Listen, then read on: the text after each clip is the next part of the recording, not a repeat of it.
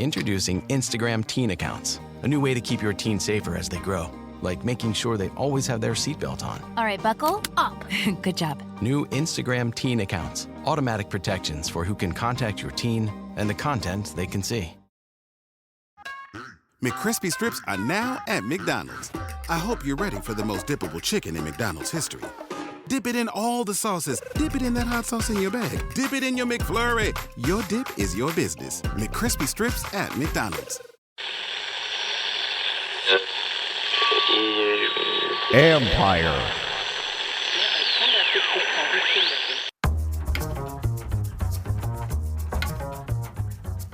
Hey babies, hey babies, hey babies, hey babies. Hi everyone, hi everyone. Happy Thursday. Game 2 tonight, playa. Game 2 tonight. Callow, I'm going, man. Me and the Archman, we're going tonight to game 2. Whoa. Yeah. Is that Archer's first playoff game? First ever Caps playoff game, yes. So we're pumped. And after game 1, it was funny. Like, he wanted to go to 1, and I'm like, I'll take you to 1. And I kind of pushed off going to the Montreal series because I was uber confident. And I'm like, you know what? If I'm going to either call in the favor or spend the money, it's not going to be for this one. I'm going to do one later because I actually felt very, very, very confident. And I'm like, after game 1, I'm like, you know what? I think we better do this now, just in case. Just in case. Not that I don't think they can't win the series, but game 1 was not a very good sign of where things are going, honestly. Well, you're also either banking on, if you're not going in the first 2 games, banking on paying for a game 5 or a game 7. And you're, I know you're not paying for a game 7. No, so no. That's As you might guess, I don't need to tell you, I got hooked up to go to the game tonight. So, and I want to thank the people. It was people at Monumental that hooked me up. So I just want to say thank you to them publicly. I can't wait. He's got his Ovi jersey, fresh pressed. He's ready to go. I got to get mine back from my daughter so I can wear it tonight because I give it to her. I'll get it back. So we'll be all dressed up and ready to go. And I'm pumped. I mean, like, rhythms of sports are Caps win tonight. So I feel like we're going to the right one.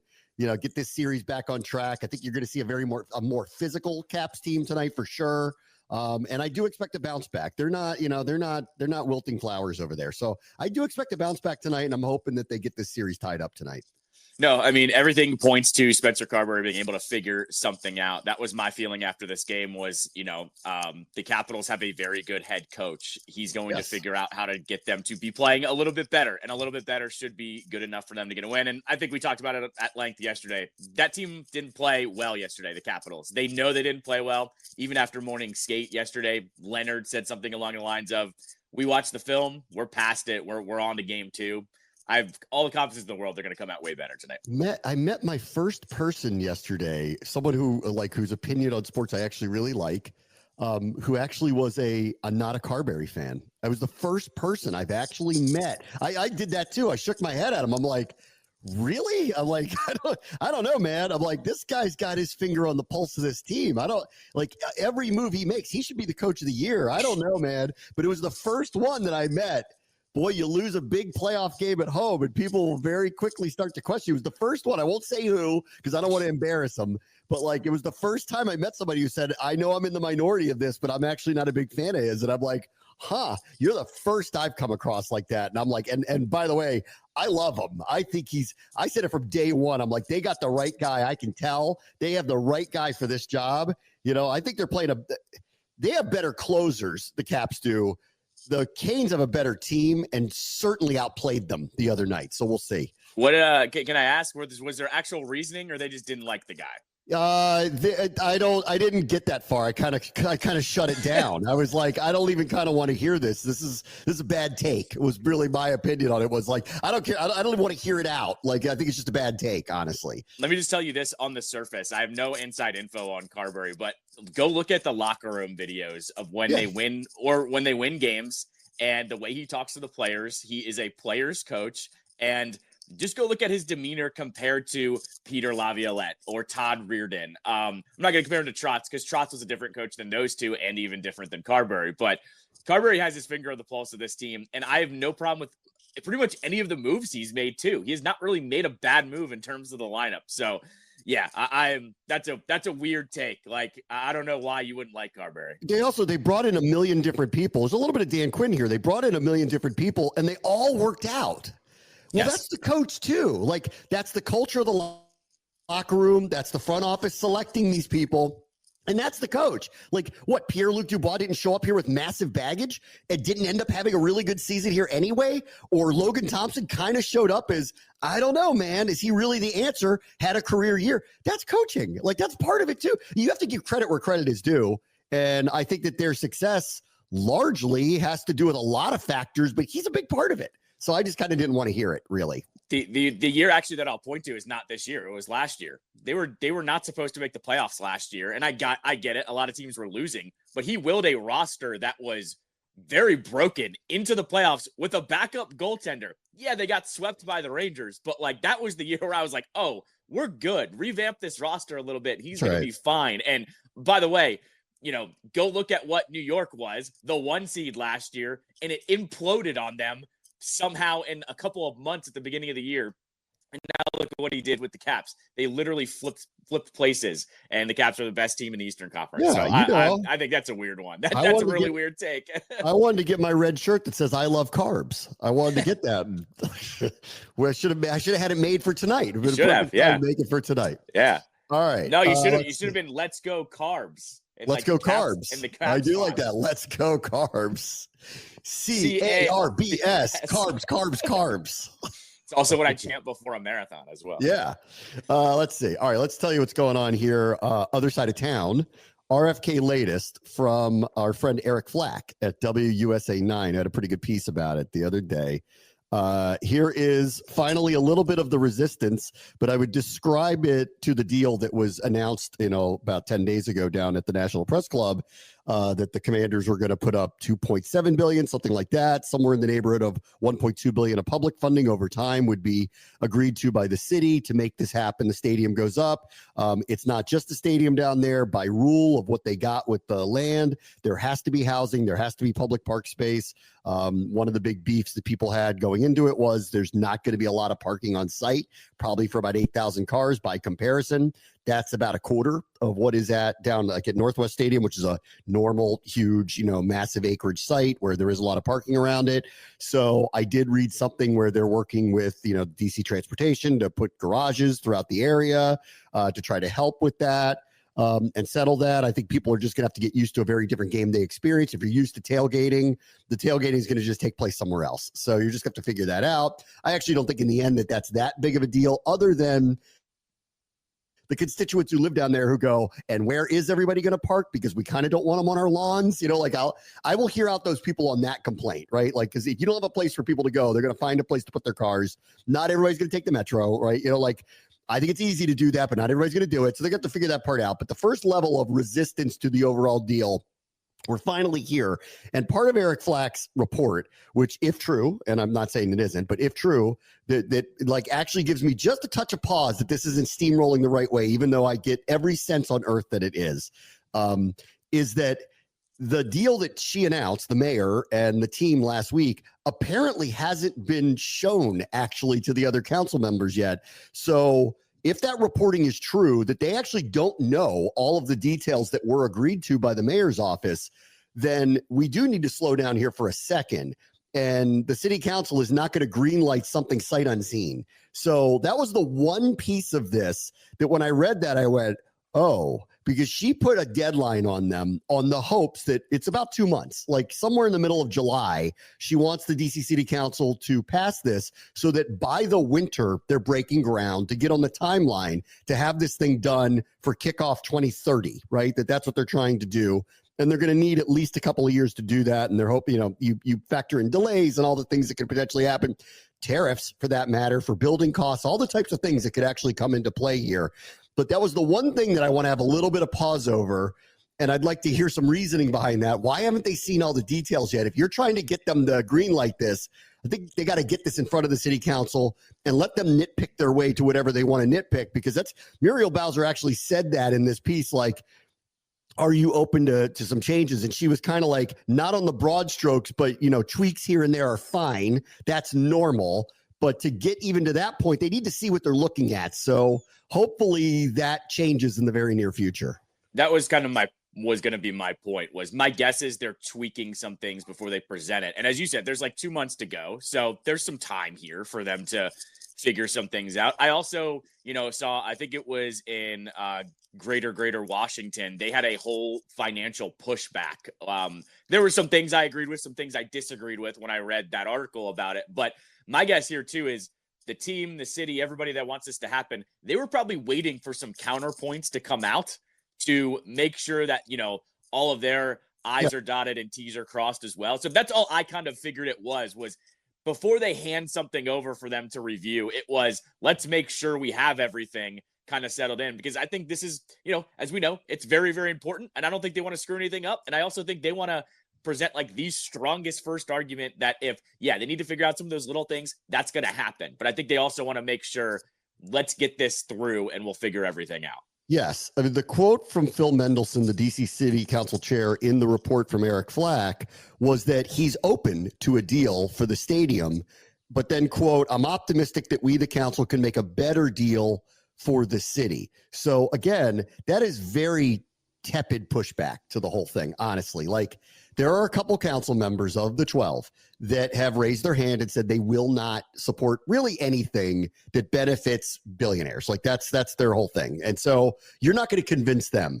So they need 7 of 10. They already had 4 on the record that were, including the Ward 7 council member, that were in attendance at there was a 5th that didn't say they were definitively voting for it, but was basically green lighting, I want to have a project like this. I just need to look at the details first. But assuming that the details are okay, I'm willing to go through with it. So there are 2 out of 5 left. So the odds are in their favor. You're not hearing a ton of resistance. Like, I think this is happening. But, like all the politicians, they have to get their say in, and they have to think that they're doing, they have to tell their constituents this is fair, that they're doing what they believe is in their best interest of their residents and of the city, and they need to weigh in on it. Mendelson saying he's open to this, but I need to see it and need to get a couple of tweaks, tells me this is going to happen. But will it happen on the timeline they're talking about? Well, they got to get the deal in front of them. And once they get the deal in front of them, I'm sure then the council members who are at least questioning whether to put this forward will pick out whatever 1 or 2 or 3 things that they go, this needs to be fixed. And hopefully all sides can work on that, get that done, and we can push this over the finish line.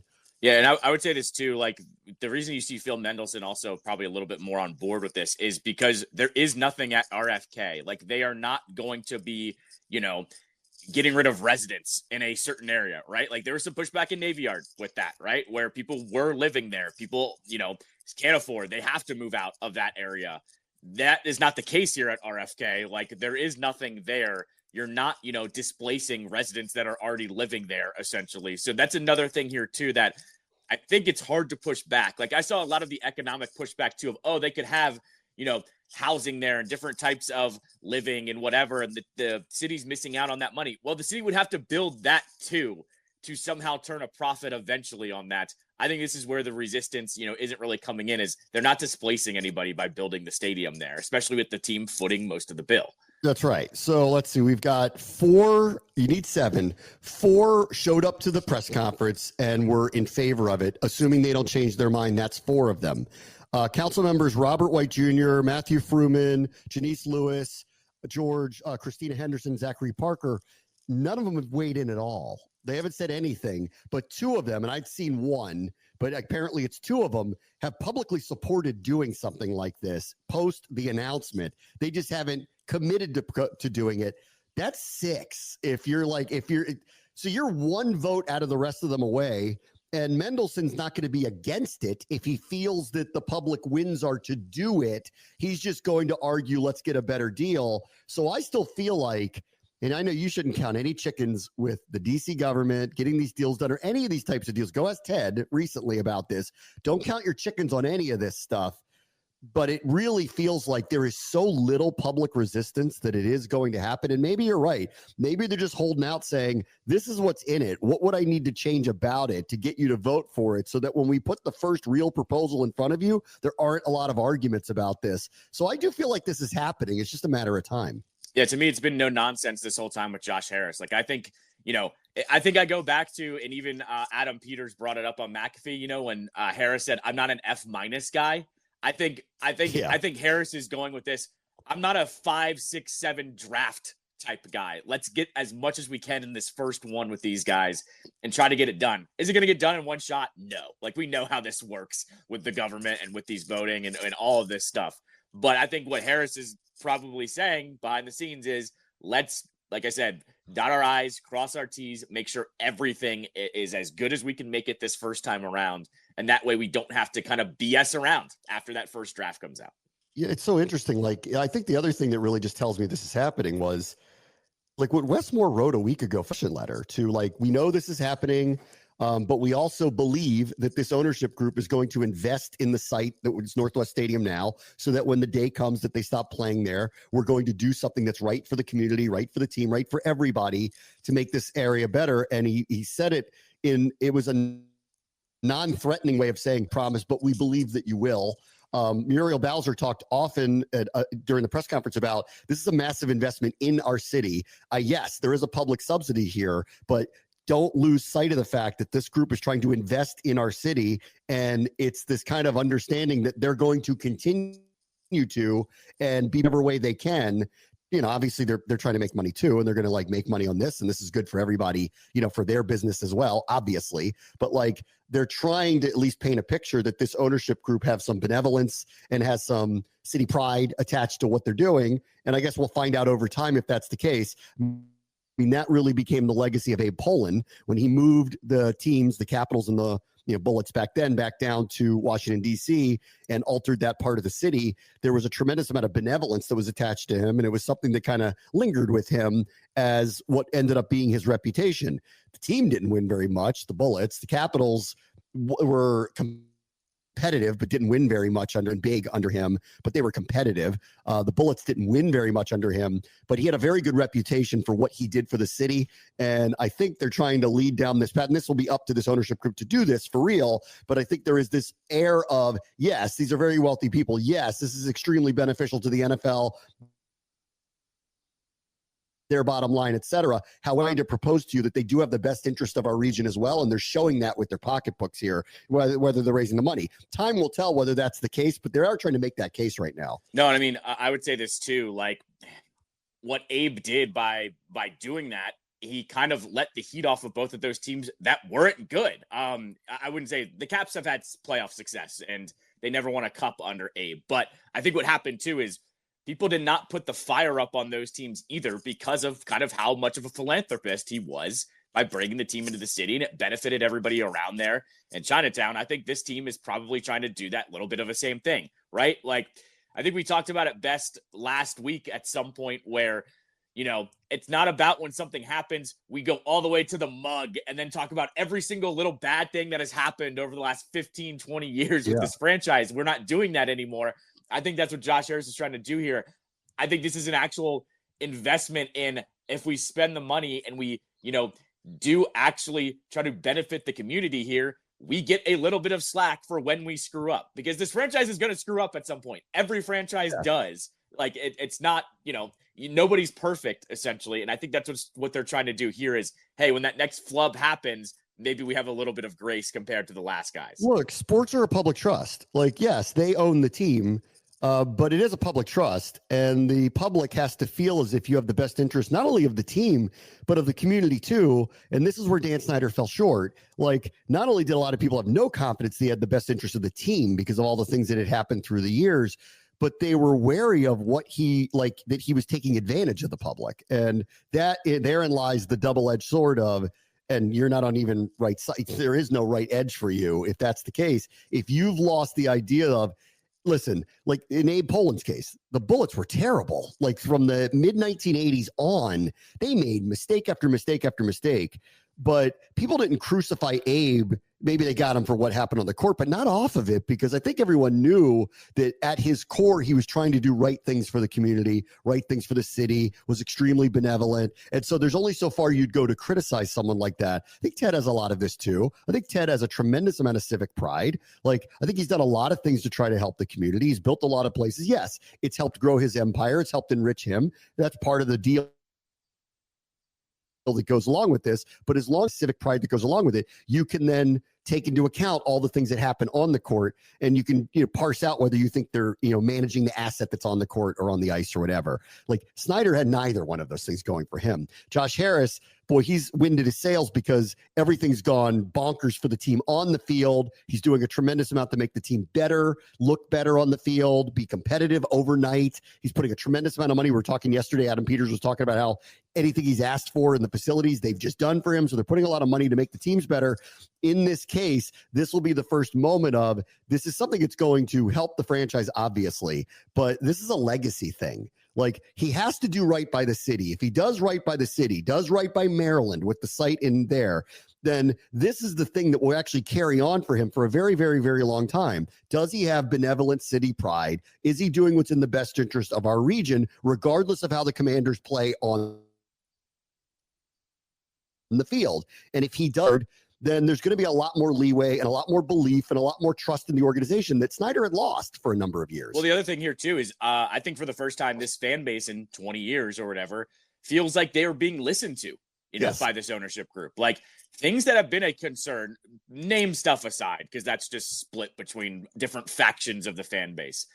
I feel like this ownership group has really taken to heart some of the concerns. Like, I know right away, I saw people that were concerned about, the PSLs and the affordability of going to the new stadium. Yeah. And almost right away, Harris, I think it was Harris or someone else from the ownership group said, don't worry, like, we have affordability in mind for, the fans that are concerned about that. Like, for me, as somebody that does sit in the upper level and gets what I can afford, I'm going to be honest here. Like, I'm not going to get club level or lower level or something like that. That was a concern for me too, but I didn't even have to voice it. It was addressed so fast that basically they are having all of these conversations. And what it's telling me is they are just so detailed in all this. It means they're having these conversations behind the scenes, or if they're not, they're listening to the fan base. That's just one example. But like you and I have talked about it, if you haven't been to a game out in Landover in a while, the stadium in and out process is much smoother. Both getting physically into the stadium and driving in and out is much better. The concessions inside, everything, like, it's not perfect, don't get me wrong, but it's just been so much better over the last 2 seasons than it was since the place opened. Essentially, it tells me they're listening to the fans, and there's not much more you can ask for as a fan when they're doing that. They've invested a tremendous amount of money in a stadium they plan to vacate very soon. Yeah. So they bought this asset. It was a distressed property. They have invested a tremendous amount of money into facilities that, they'll never be world-class. Like that one in Ashburn, there's only so much they can do.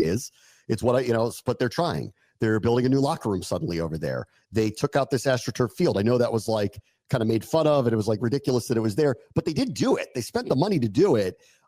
There's been a tremendous amount of change there. They've put a ton of money into these facilities to try to make things better for the team, for the fan base, and it hasn't gone unnoticed by me. Like, and that's why I try to point out a lot of this. If you go to the stadium, it's a different experience there than it's been. Is it the best stadium in the NFL? No, but they're trying to make it better as they, play out the string here wherever they go. All right. One other thing I want to talk about. So yesterday, by the time we were taping this, the George Pickens trade had just happened. So we've had the full day of let's hear what everybody thinks about it.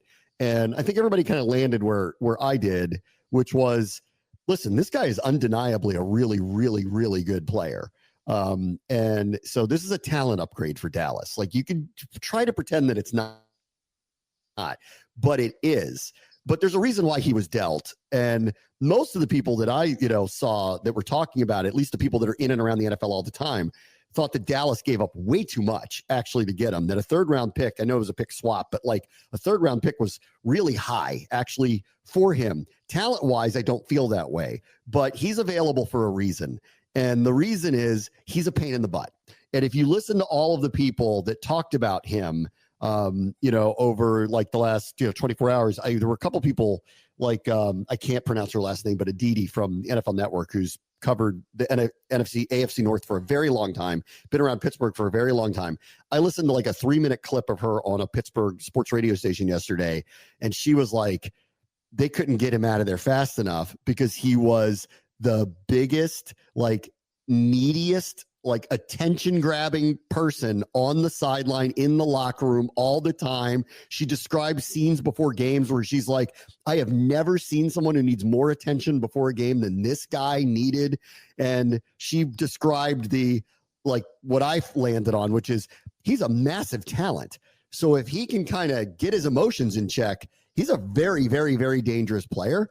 And you catch him on the wrong day and he will beat you because he is just a terrible matchup for you. But on the week-to-week, day-to-day, especially in a locker room that seems fragile all the time because of all the media attention, this is a very interesting place for him to go. What I had landed on yesterday, by the time it kind of had simmered for the day, was you and I talked about how it could just be one extreme or the other. This is either going to work out really well or it's going to be a disaster. And what I kind of landed on was I think it's going to be his attitude that's the factor here. I say this all the time, every single sport. The change of scenery, X factor, you don't know how they're going to react to it. Right. So this could go in his way of, oh crap, I just got traded from a very good organization, the one that drafted me, one that I thought really liked me. And all of a sudden he cleans up his act and the Cowboys get, a good soldier in Pickens. Or he doesn't change anything, feels vindicated and continues to do what he does. And all of a sudden Mike Tomlin, once again, looks like the wide receiver whisperer because they're all crazy, apparently, that they draft over there. So I think that's where I've landed here is it's going to be Pickens' attitude that, makes this. And I said this as well with the Steelers. The Steelers have the secret sauce, the secret formula to draft wide receivers. They're going to replace him. Like, this isn't anything new. Like, you go back, they've traded him. They traded Antonio Brown. They traded Chase Claypool, and Claypool was out of the league 2 years later. Like, they've figured this out, how they can just replace production somehow. So I'm sure they weren't worried either. I will say this though, and I agree. They're really good at picking the talented players, but they have to move off of them often because apparently they're not weighing the character stuff.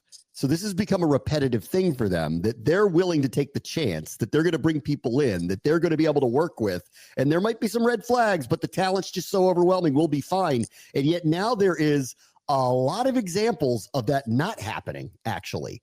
So this goes both ways a little bit. Like, I love Tomlin. I've actually been saying now for a couple of years, like, I don't know why people are yelling at him. I think it's the roster. That's not him. That's the front office choices that they're making. And part of that is if you are drafting people that you are just assuming that Tomlin will be able to babysit into professionalism, then maybe you should stop doing that to your head coach.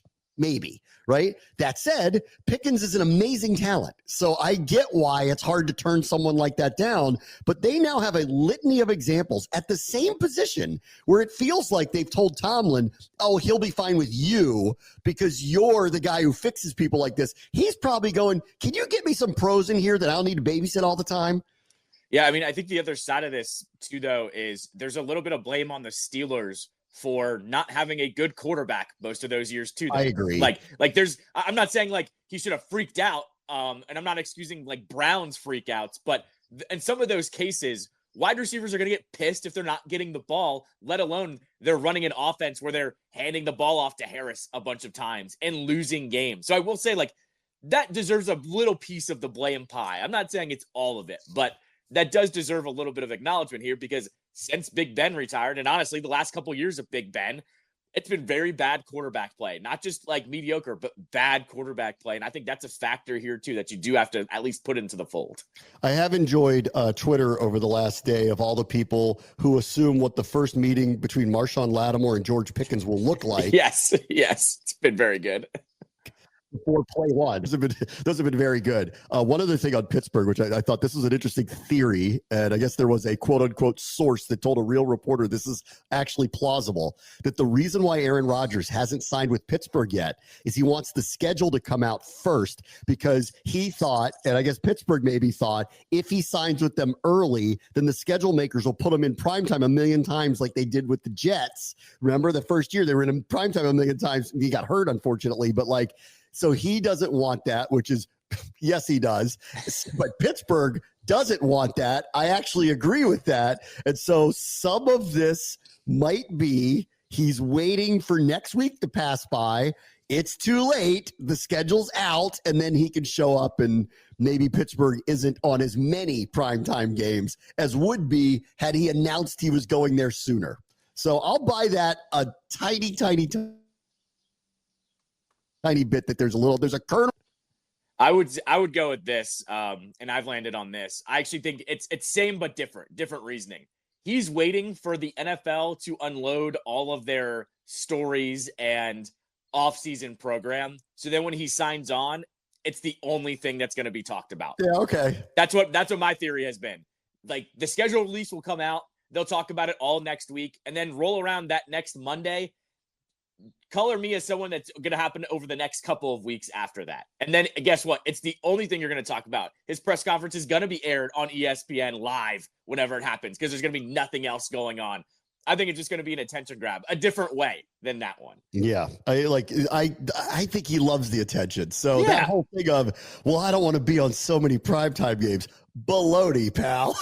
Like, no chance. Pittsburgh going, you know what? We actually don't want the traveling circus. That actually makes sense to me. I could hear it from their point of view that, like, you know what? Slow rolling this, and we don't have 6 night games, and we're not like, and God forbid we're 4-4 and everybody's just freaking out all the time because it's Rodgers. Like, I could see where they like that. The other side of this too, and I actually think this is smart on both parties, is we haven't heard what Aaron's doing this offseason. I know he said he was working through some things like in his inner circle, and I don't know if somebody's sick or whatever. Like, I don't really want to like dive into that. But what does Rodgers normally do? He either does an ayahuasca trip or a darkness retreat, or he's going to Egypt. You know what the Steelers are probably saying? Hey man, can you just knock that out and then sign with us? And then we're not asked, then we don't have to answer the questions about it. Because it's not like he wasn't a member of our team, you know, like they don't have to answer that. I think there's a little bit of a factor there for that.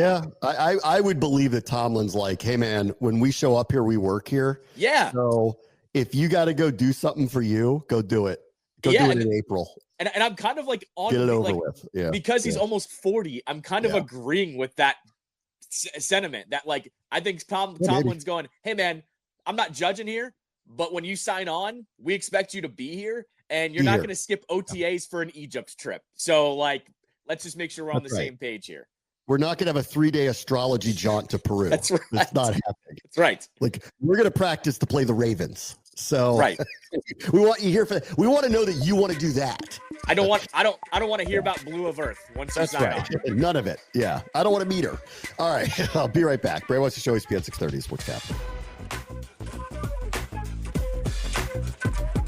BetOnline is the world's most trusted betting platform and your number one source for all your sports betting action.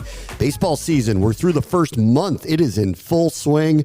We're heading into the home stretch here for the NBA and the NHL playoffs as they have moved into their semifinal rounds. And BetOnline has more ways to stay in on all of the action. Latest odds, news, scores, even live in-game betting while the games are being played. With the largest selection of odds on everything from MLB, NHL, UFC, BetOnline remains the number one online source for all your sports wagering info.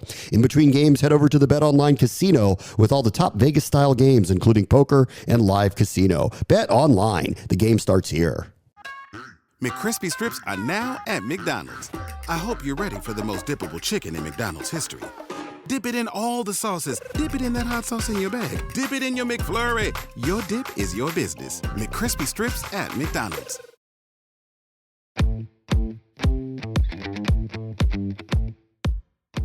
All right, welcome back. I got to ask this question because Front Office Sports asked this question because I actually think this is getting overblown a little bit. Bill Belichick, does he have a PR crisis?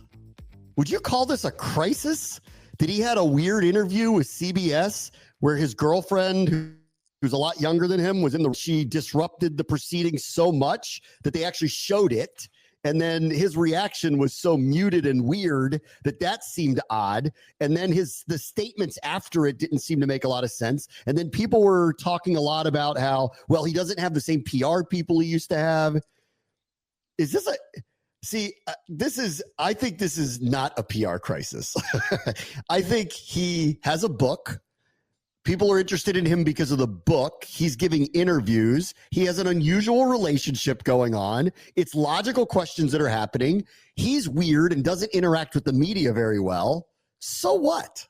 Really, if you really think about it, his interactions with the media with this is really no different than any interaction he's had for the last 20 years, other than to say, well, you're the one that invited us to do an interview with you. We're not making you do this interview. You invited us and you're still acting weird.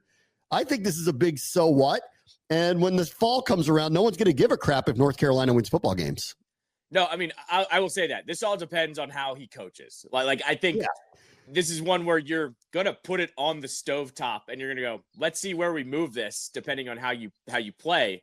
What I'll say is this, though, is I just think everyone sees the writing on not the writing on the wall, but just sees the problem here that the girl in her 20s is his PR person and does, hold a lot of power in that relationship clearly. And I just think we've seen this movie before where the 20-year-old or 20 person in their 20s takes advantage of the old guy. I think people are concerned for the right reason, but I also don't know how much of it is real either. Because I'm with you too. He's launching a book and all of a sudden there was all these stories about it. And I kind of had to take a step back and go, wait a minute, this is really good PR for this book that he's about to drop. Go look at the modern age. Books don't get promoted that well. So there is a little bit of a factor there where I do think it's a little bit because of the book thing. I will say though, having the PR statement come out afterwards was the weird one for me because they could have said nothing and that would have went full Belichick. He doesn't have to acknowledge what was said or talked about or whatever. They could have just let that simmer. And I thought the news cycle, it seems that actually they understand that even the controversy is good for the book sales. This is what I'm saying. I don't think they're in a PR crisis. I think he's weird with the media, always has been. He's very guarded, strange. You ask him any question he doesn't want to answer. He gives you an extremely awkward answer. He clearly doesn't want to talk about his girlfriend who's 50 years younger than him and who seems to have a lot of control over what's going on. That's a weird story in itself. The only thing I would say about it is this, if he indeed, and I believe he does, wants to get back in the NFL to break the all-time wins record, or because he believes he belongs there, he wants to make a case like Brady did, I can win somewhere else. I think this is where this whole thing might be a little strange, because if I'm an owner of another team, I would want to ask, what role is this 24-year-old girl going to have in our organization? Because we're kind of not down with that, Bill.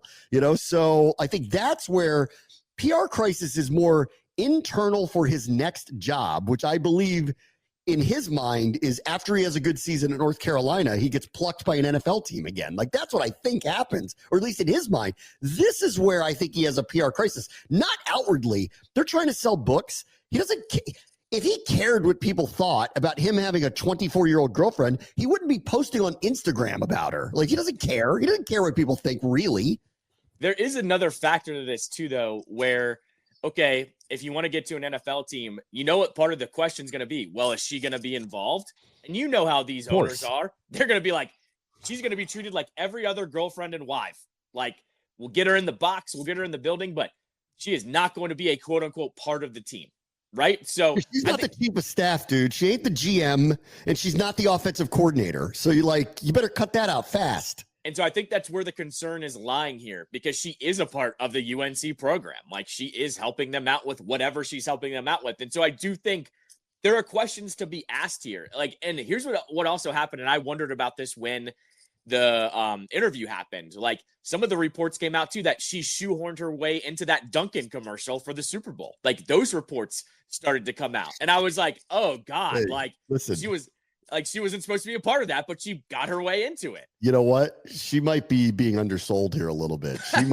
She might be a brilliant genius. Watch out. You better watch out here. I think no. Like, that's already a factor to me. I think she is super smart. Like, I think she does know what she's doing, but everybody's looking at it by going, you're taking advantage of the greatest coach of all time. Like, we're a little uncomfortable here. Like, I think that's where everybody's landing here. So, like, to your point, PR crisis, no. Well-being questions, though, that's what I'm asking on this one. And here's where I'm going to land. Honestly, this is how I felt for a while.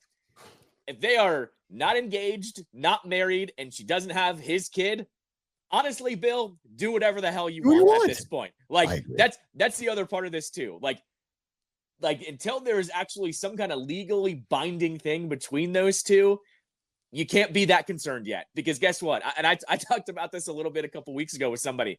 We've all seen the one friend date someone that you go, that's going to go down in flames. Yeah. That's going to be a bad one, but they need to learn their lesson on it. That's what this one's a little bit like it too. I can't remember. It was one of those sites. I think it was Babylon Bee put out, like those, they're like an Onion type. I think they're a conservative version of the Onion. And their headline was, whatever her name is, leaves Bill Belichick for Lou Holtz. Yeah.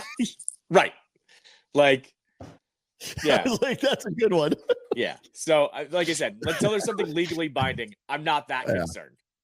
Real quick, Belichick's buddy, Nick Saban, has been brought on by the president. We should have seen this coming because the president went down and spoke at the University of Alabama. Nick Saban was there. And they are going to bring in somebody to basically study collegiate sports and the situation with the money. The fear mongers of the sport, or those who are for, the players should make all the money, are worried that somehow that's going to get reined in. It isn't. Like, that's too late. It's legal now. You can do this. There will be ways to get money to the players. What they're asking them to do is figure out a way to make this equitable and less chaotic. And I think the first thing that's going to happen is this portal situation is going to get clarified. These schools need to come together, the conferences, and go, the portal is from this date to this date in the off season. That's it. Okay.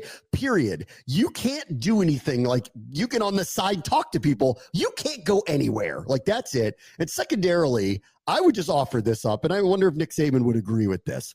I think we just need to start having contracts, like in the NFL, or the NBA.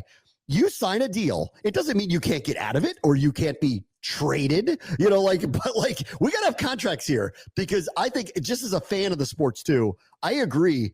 It's too chaotic. It's too Wild West. It's nuts. I don't know who's on what team anymore. If a coach leaves, God forbid, the whole thing gets turned upside down.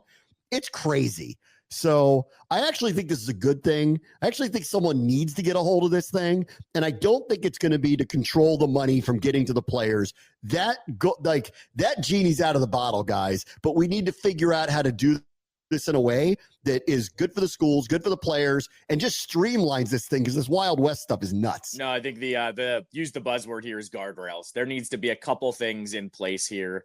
I've also always said too, like, if we do contracts, then if a coach leaves, all those contracts dissolve. Like, you're allowed to move somewhere else. Like, I think that's where it factors in here. What I also hated, actually, the thing I hated most this year was the NCAA tournament was going on and players weren't playing because they were looking to transfer during the tournament. You need to figure that out too, because you cannot have it affect the most important games. Like, we also saw it too in the college football playoff, right? Like, there were no starters, but there were certain players that were looking to move on, that were backups, right? Like, I forget who it was. There was a backup quarterback that was basically going, I'd love to play here. I'd love to, I support my teammates, but I want to go start somewhere. And they should have every right to do so, but it shouldn't be, taking any attention away from the most important game. So there needs to be a couple guardrails up here. 100%. All right, let me take a quick break. Bram wants to show ESPN 630 at Sports Capital.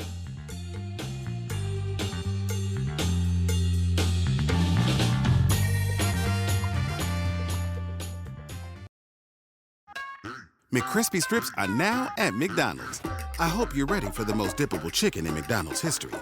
Dip it in all the sauces. Dip it in that hot sauce in your bag. Dip it in your McFlurry. Your dip is your business. McCrispy strips at McDonald's. 6 months from now, you could be running a 5K, booking that dream trip, or seeing thicker, fuller hair every time you look in the mirror. Through Hers, you can get dermatologist-trusted, clinically proven prescriptions with ingredients that go beyond what over-the-counter products offer. Whether you prefer oral or topical treatments, Hers has you covered. Getting started is simple. Just fill out an intake form online, and a licensed provider will recommend a customized plan just for you. The best part? Everything is 100% online. If prescribed, your treatment ships right to your door. No pharmacy trips, no waiting rooms, and no insurance headaches. Plus, treatments start at just $35 a month. Start your initial free online visit today at forhers.com/listen. That's FORHERS.com/listen. Compounded products are not FDA approved or verified for safety, effectiveness, or quality. Prescription required. Price varies based on product and subscription plan. See website for full details, restrictions, and important safety information.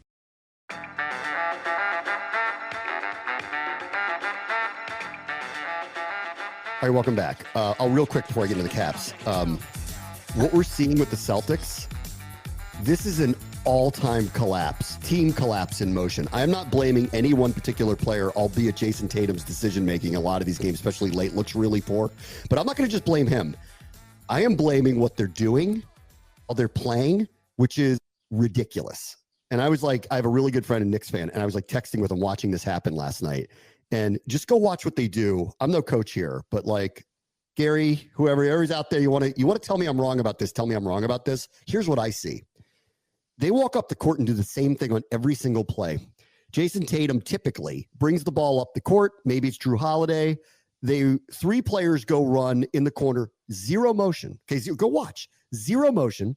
They run a high screen and allow Tatum typically make choices. Basically, isolation play. I'm going to give you a little bit of space. You make a choice. And they end up invariably jacking up these crazy, terrible threes. It was embarrassing to watch. And it was lazy. It is no real offense. It's just busted possession after busted possession. When they're hot, they're unbeatable. And when they're cold, as they have been, they're extraordinarily beatable. This is because they have the best team. This is one of the worst team collapses I've ever seen, and it's of their own making because I hate the way they play.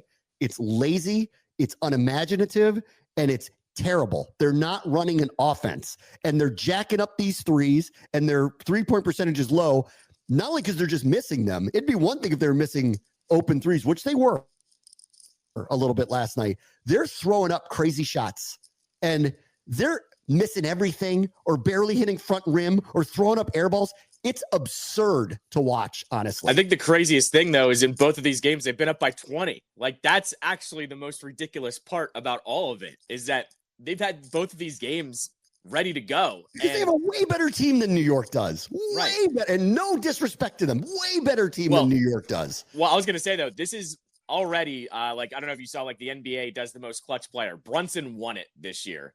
Yeah, he's been great. Brunson reminds, there's very few people that remind me of this. Brunson reminds me of Gilbert Arenas, just in like, oh, you want to let me get hot? Watch me get hot. And when you already realize he's on fire, it's too late. And in both these games, he's daggered them to death both times. That's a guy that once he starts to get it going, you cannot stop him. That's been the factor here too, is he's kind of like, oh, you're going to start slacking off here. Watch what I do. And they've erased the deficit in both games.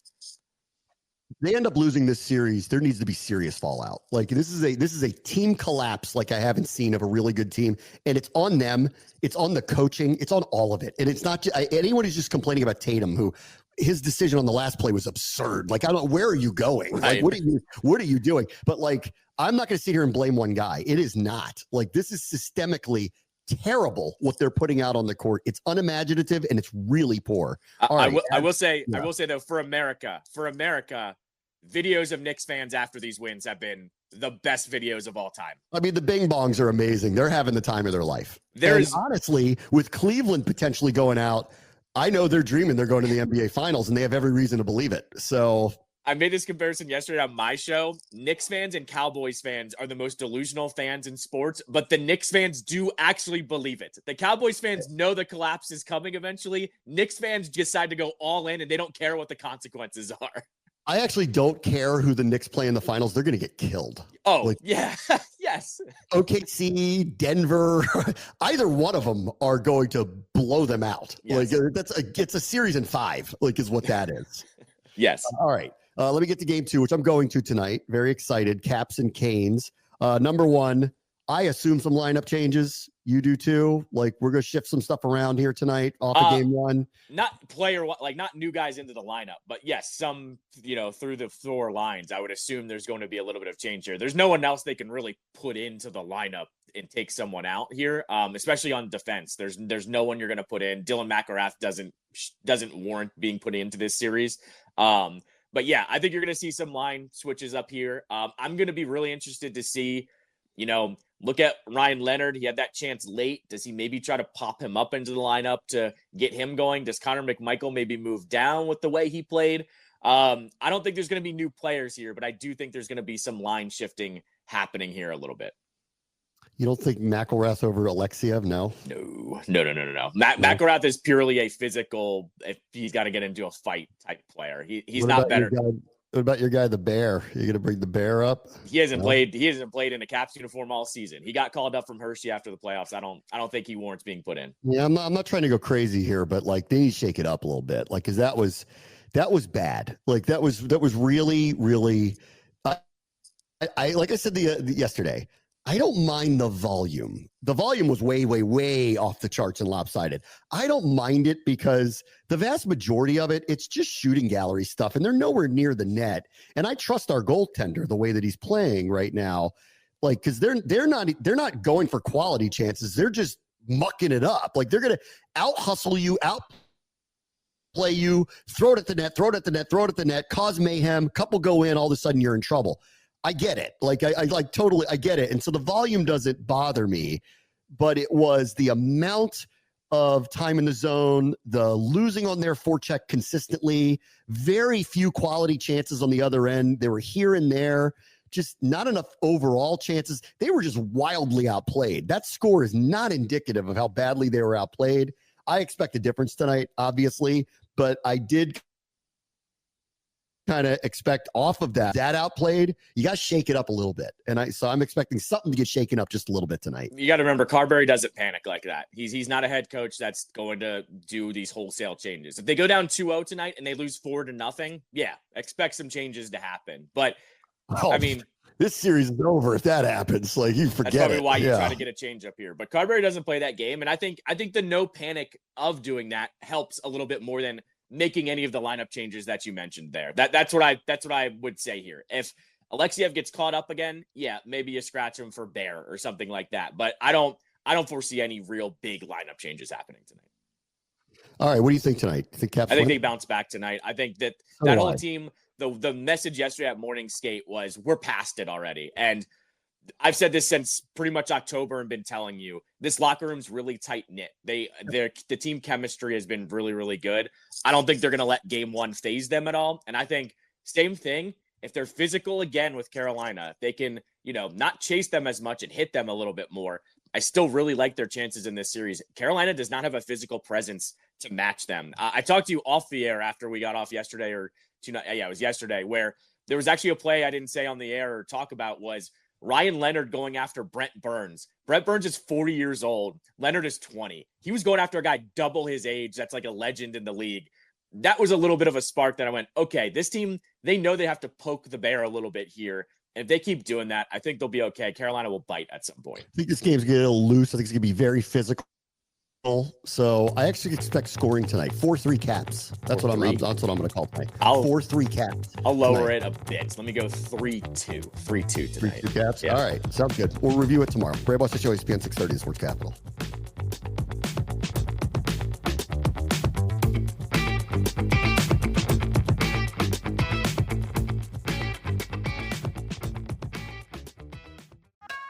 McCrispy strips are now at McDonald's. I hope you're ready for the most dippable chicken in McDonald's history.